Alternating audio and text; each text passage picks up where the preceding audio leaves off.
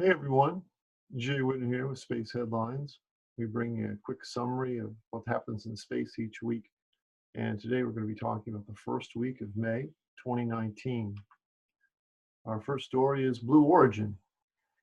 They had a successful launch of their New Shepard rocket, and this was a suborbital flight, carried 38 scientific payloads up into space, and safely returned to the Earth, landed at the launch site. And the rocket will presumably be used again. This was the fifth flight of this particular version of the New Shepard rocket. I believe this is the second of these that they're flying. SpaceX released some more information about the test that they conducted on their launch abort system that went wrong. The test effectively destroyed the Crew Dragon capsule that was being tested, and the timing of the event was interesting. It appeared to go wrong about a half a second before the Super Draco engines ignited. So there perhaps is something with the preparation sequence that occurs before the thrusters are actually ignited that caused this problem. So they're continuing to investigate, and SpaceX has several capsules under construction right now. So hopefully this won't delay things too much. SpaceX in the news again. They launched a Falcon 9 rocket, and the purpose of this mission was to carry experiments and supplies up to the space station. As part of the launch sequence, the first stage landed safely on a drone ship out in the Atlantic, and the payload of the mission was about 5,500 pounds of experiments and supplies for the International Space Station. The Air Force was in the news in terms of putting out a bid for launch services. They're talking about a big contract that would cover roughly 25 launches. So this is a big money, multi-year sort of a thing. You may think of this as the Evolved Expendable Launch Vehicle contract, but it now has a new name. They're now calling this the National Security Space Launch. So that's the nomenclature they're using now. The competitors for this big contract are probably going to be Blue Origin, Northrop Grumman, SpaceX, and United Launch Alliance.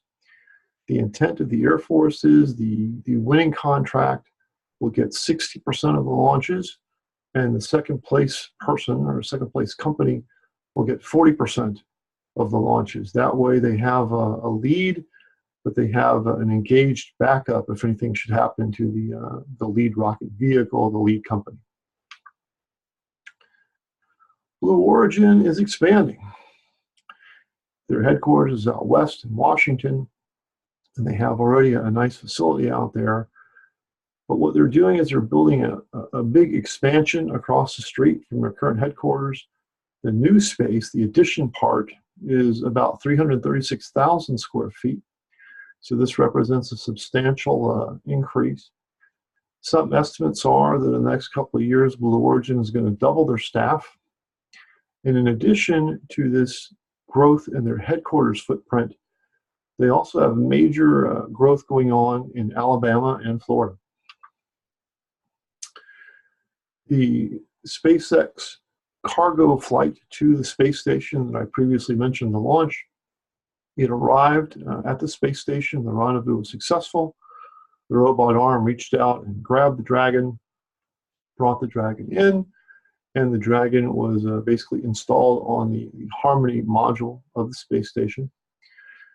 So all the cargo will be offloaded from the Dragon, and they will put some maybe some experimental results, some trash to be disposed of, and so forth, back in the Dragon. And about a month from now, the Dragon will disengage from the space station and re-enter. SpaceX is getting closer and closer to their Starlink system. This is their satellite internet system that has a very large number of satellites. What the news is that in mid-May, and about a week from now or so, maybe 10 days from now or something, they are planning to launch dozens of test satellites to sort of test their theories about how the Starlink system is going to work together. And this is the beginning of a very, very large project. For the system to be commercially viable and operational is going to take about 800 satellites. And over time, the entire configuration, the full build out of this constellation is going to run over 10,000 satellites, which is an unprecedented sort of a number. And SpaceX is planning on 18 to 21 rocket launches this year, and some unspecified number of those are going to be in support of the Starlink project. That's it for our coverage of the first week of May. Thanks for watching, and we'll see you in about a week covering the second week of May. Take care.